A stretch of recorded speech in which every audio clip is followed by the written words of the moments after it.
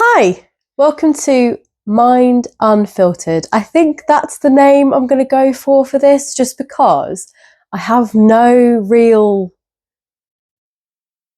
path for this, if that makes sense. Like I don't know. Like, I just want to chat about things and maybe, you know, let you in on some things that I like doing at some point. I just don't want it to be serious. Like, I don't want any of this to be serious. I just want it to be me chatting and seeing if that resonates with anybody. So yeah, so it's just a go with the flow. So I'm calling it Mind Unfiltered because that way it gives me the free flow to do whatever it is that my mind wants me to do in the moment.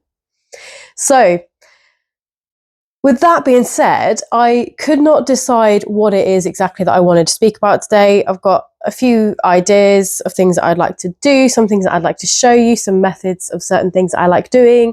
That might be helpful. I don't know. I'm into loads of different things and have tried so many different things over the years. But the one that sticks out to me, which I feel like is something that is kind of important and needs to be spoken about, and I want to make sure that you are aware that this isn't me saying that this is how it is and that it's as easy as this, because it sure as hell is not this easy. So what that is this quote that lives in my brain constantly now, and it is, "Not a bad life, it's just a bad day." So for many, many years, I have been what had felt like in and out of just such a darkness. I still get it, not to maybe the extent I used to. And I think the reason for that is because I am able to put those words as kind of like a fight against those thoughts and those feelings. But anyway, let's rewind. Okay, let's rewind. So, from, I would say, my mid-teens, I went into a very dark void. I can't even explain it. It's one of those things where I never really spoke about it with anybody. A lot of that is due to how I felt when I was in school and primary school, and I felt like, people weren't interested in how I was feeling. So it just kind of carried on through my teen years and into college and stuff. And so I just kept a lot of stuff to myself. But the only way I could describe how I was feeling was just this black cloud constantly. It was just constantly hanging over my head. And I just didn't know how to get out of it.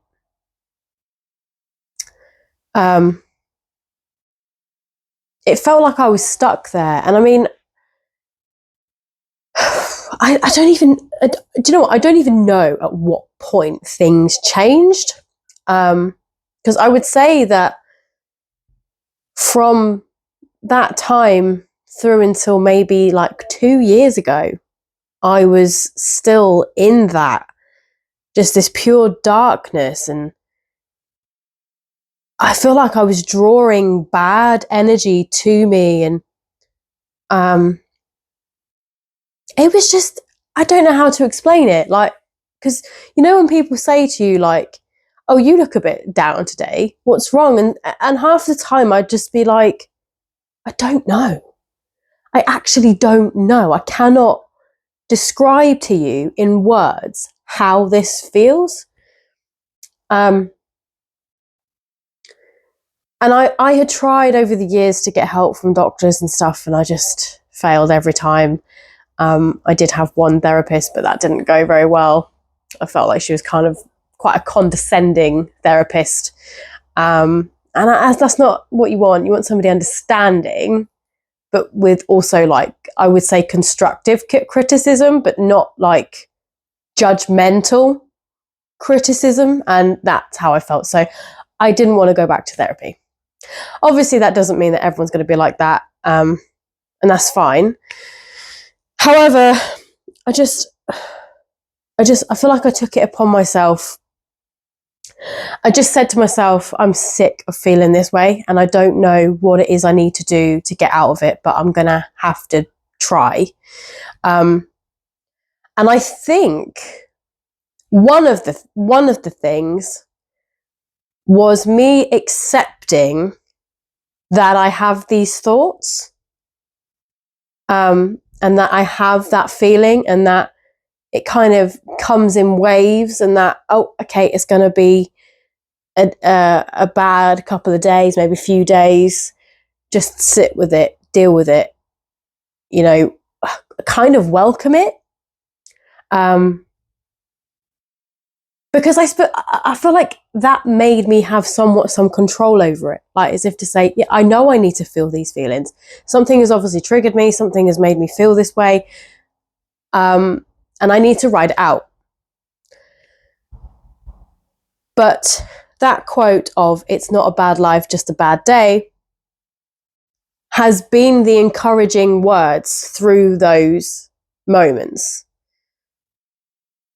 And even though those moments could last for a week or two with no gap, and I'm waking up every day feeling that way, I can still remind myself with those words that it's temporary and that it may go away. Again, I want to clarify that this is not me saying that you can just tell yourself those words and things will go away, that everyone is different. But I was just at a point where I had to rewire my brain. I needed to find a way to be able to pull myself out, because I would get in such a state, like, I think I had like a psychotic thing going on. Like, I was just, and it was kind of in a loop, like the same thoughts and patterns would just come round and round and round. It would make me become like a not very nice person, and I just didn't like myself. I would like to add as well that I think that there's a possibility that a lot of my darkness is actually somewhat related to this underlying ADHD thing that I've had, which I believe from quite an early age. I can sort of date back to primary school, where symptoms were starting to show. So I do feel that a lot of my darkness and my anxiety is actually coming from that source. Because ever since I was a teenager, I realized that I didn't have the same education skills as others. I realized that I didn't have the same grip on life as others. I couldn't maintain friendships. I couldn't maintain relationships, even though it doesn't matter in high school, but still, I couldn't do it. And that has carried on till now. I still struggle with it. Also, tasks and things, like, I have been wanting to write songs, write books, become a Reiki therapist, become a tarot reader, all these things, like, since I was a teenager. And of all those things, all right, I do some tarot reading sometimes, and I have become a Reiki healer, but I don't actually practice on anybody at the moment. So I have the certificates, but I'm still not doing anything with it. And so like back then, when it felt like really hard to get anywhere with my brain, like I just couldn't focus on one thing at a time. You know, I couldn't just wake up one day and go, right, I'm going to write a load of songs. I'm going to search high and low for musicians that will help me out. I'm going to, you know, go and do some music lessons. I'm going to go. I just couldn't do it. And I think a lot of my darkness comes from that feeling of I've wasted so much time. I feel like I've wasted so much time. And the sad thing is, I think the sadder thing is, and this isn't me blowing my trumpet, but I am perfectly capable. I can sing. I can do tarot. I can do Reiki. What was the other thing I said? I can write. When I get into the mode of writing, I write really well. So I can do all those things that I love, right? So why is it so hard for me to just get on with it? That's the part that I'm like, what do I do here? And I think that's where that darkness has initially stemmed from. I just think the problem was because I had so much time not knowing where it was coming from. It got so dark. I think it may have become depression over time. And a few things have happened over the years which have, you know, knocked me back a little bit more. My dad passed, my nan passed, my auntie passed. I think they were literally like within 3 years of each other. So it was kind of a bit intense. That was also like my first experience of really losing a close loved one. So it was my auntie first, my nan, and then my dad. So all three of those were very important people to me. And also, when my nan passed, it was not long after I'd had my daughter, and I was also, I believe, struggling with postnatal depression, but I don't think it was very clear because we had lockdown, so nobody was really interacting with me and seeing that there was an issue there. And so I got really stuck in that. And then when my dad passed away, I buried it. I buried it really, really deep. Like I didn't want to acknowledge that. I was just trying to tell myself that it's all right. He's fine. He hasn't gone. He's fine. And I think I was in a relationship at this point as well. And I think the postnatal depression, the underlying ADHD, and then losing my dad and dealing with grief, not just with my dad, but with my nan and my auntie as well, which I hadn't really dealt with either.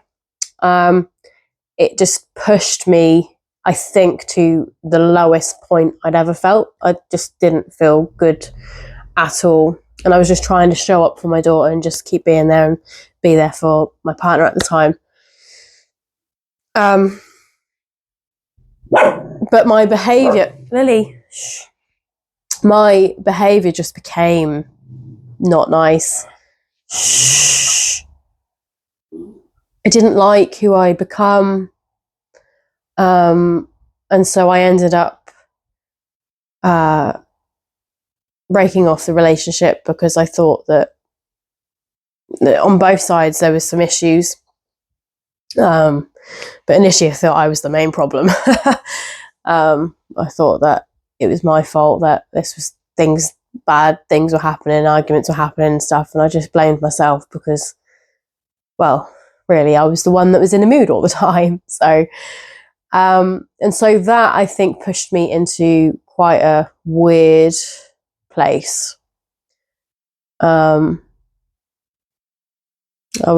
think I'm going to call it like a psychotic moment, because I literally, I don't know, it was a weird time in my head. But I still hadn't actually dealt with the loss of my loved ones. I still, even though all those things were happening, I still hadn't actually released the pain that I was feeling about it. I'd written a couple of songs and, you know, that was okay. But then I actually went back to an old job of mine where one of my dad's friends worked. And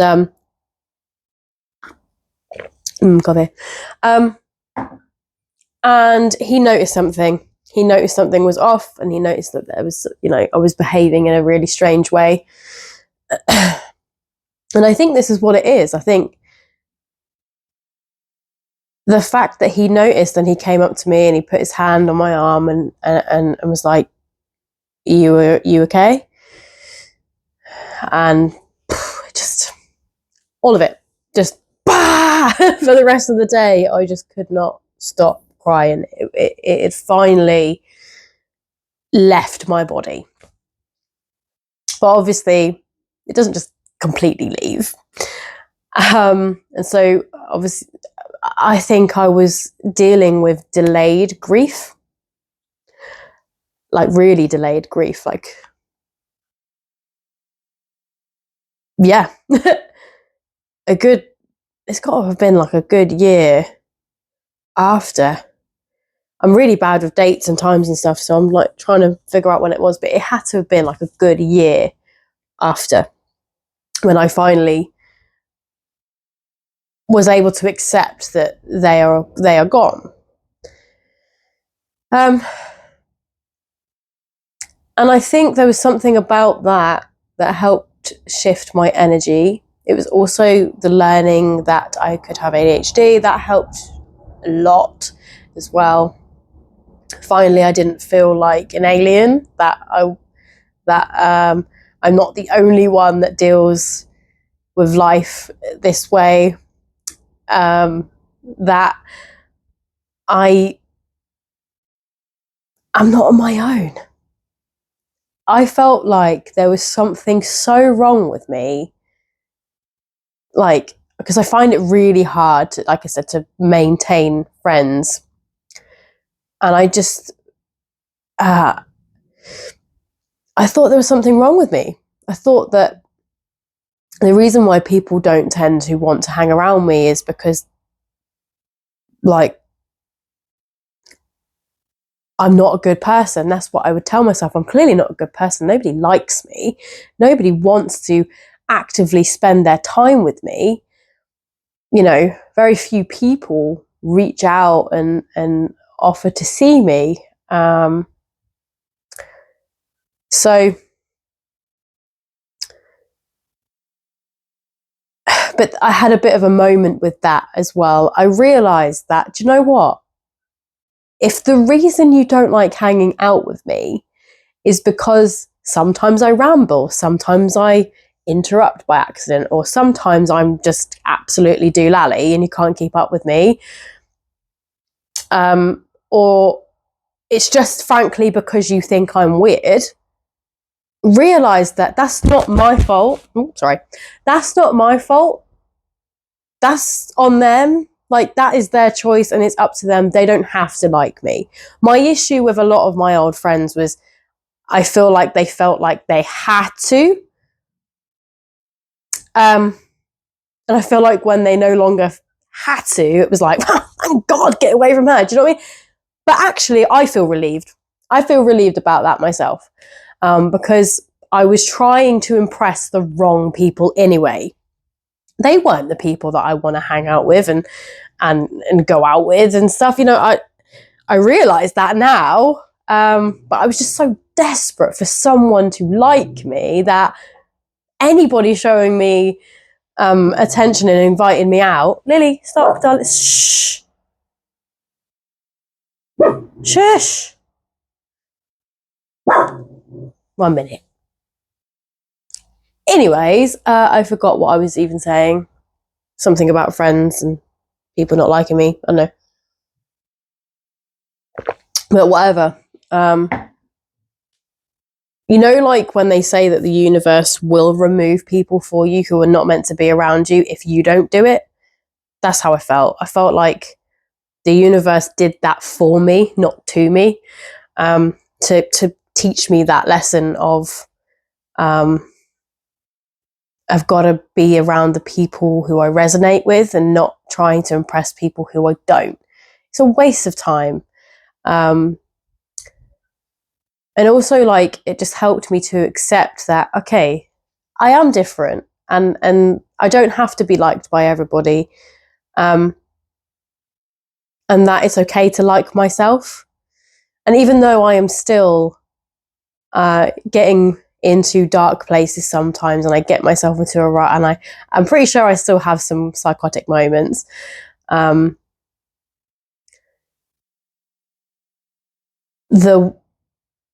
The knowing that it's only temporary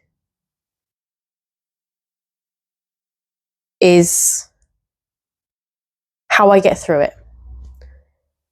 And again, I know that's not going to be the case for everybody. I'm just saying that, like, I would say it's taken me about 2 years to really trust myself, to trust in these thoughts and these feelings and these waves of depression that I get, to trust that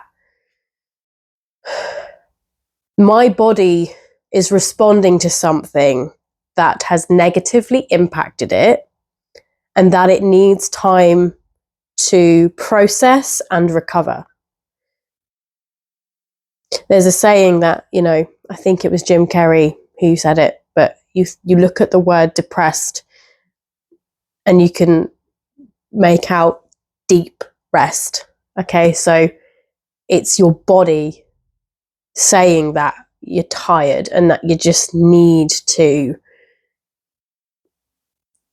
feel it. And I know that feeling it is the most horrific thing when you're in it, and that it feels like there's no end. But there can be an end. And I think that's where a lot of the this, I don't want to get this deep into it. My personal opinion. Okay, so all these years that I've been feeling this way, right? I've not once had medication. I've not opted for that because I've always said that I don't want to rewire my brain. I want to understand it. I don't want to change it. I want to understand it so I can work with it. And GPs would just be like, well, why not? We're offering you some help here. And I'm like, no, what I need is to be able to speak with someone, like a professional. And I really struggle to get connected with the right person for that. And as I say, like, I had got to the point where I just had to figure out a way on my own. I just had to. Because it was either that or get so low that I ran off somewhere and had a proper meltdown and went into full psychosis, because that is where it felt like my brain was heading. Like, my brain had snapped. I wasn't the same person. I wasn't able to cry over the things that I should have been crying about. I was just so numb. And there was just a moment where I just felt like I was scared of myself, you know? It kind of felt like there was something else piloting me, and I was just kind of right at the back watching it all. It was just, no, I was there. I wasn't in control. And so, like I said, there was just this moment of like, no, I'm coming back now. I need to sort this out. Obviously, like, whatever it is that works for you, and you need to keep doing that if that's what works for you and makes life easier, because that's the point of this. It's whatever makes life easier. For me, this has worked. I'm still having my low days. I'm still experiencing life as a human should. It's never going to be perfect every single day. You know, even the richest people who have the most money still have bad days. In fact, most of them probably are worse, because they realize when they get to the top and they've got all that money, what do they do with it? What do you do next? You might have a luxury home or whatever, but in the end, it's what feeds our soul. It's what makes us happy in that aspect. And often materialistic things don't. In fact, I think materialistic things are what has made the world the way it is. You know, a lot of us are depressed because we can't access certain things, you know. I think a lot of it for me was, how do I get more money? I don't know how to get more money. I don't have a very good work ethic. I've got terrible grades in school. How am I going to be able to function in this society and end up with a nice career where I have good money so I can get a good house, I can drive, I can do these things? I haven't got any of those things. I don't have those things. And for a lot of it, that was one aspect of the way that I've been feeling all these years, is that I just feel like I'm not enough, and that I'm not doing enough, that I'm not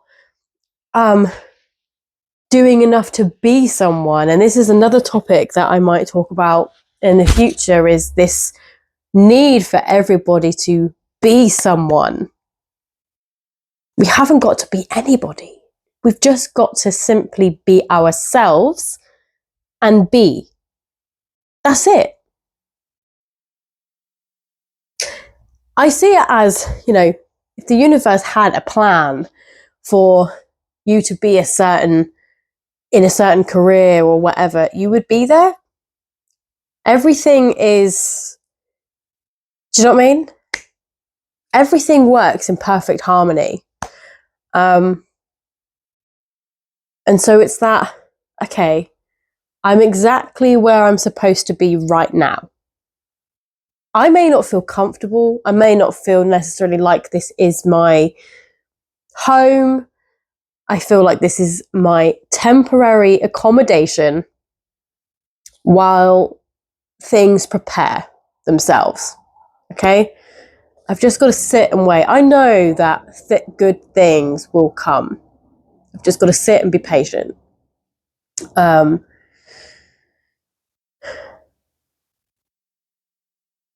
anyway, I just realised that I'm rambling on.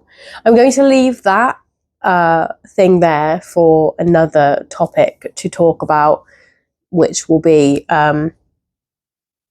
trying to be somebody, trying to be more than what you already are, because what you are is already enough. That is so important. But yeah, I'm not going to let this go on for another 40 minutes. So if you enjoyed this, please like and comment. I would love to know more about you and how you've experienced mental health, and how you've navigated, or if, you know, you might need some more help. Yeah, here's my doggy for anybody that wants to see a cute dog. Most people love cute dogs. She's just like, oh my God, will you shut up now and let me sleep? I will. Bye, guys.